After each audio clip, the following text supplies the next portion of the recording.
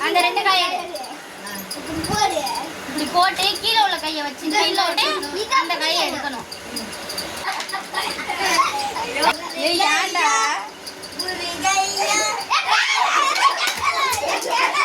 போடுதா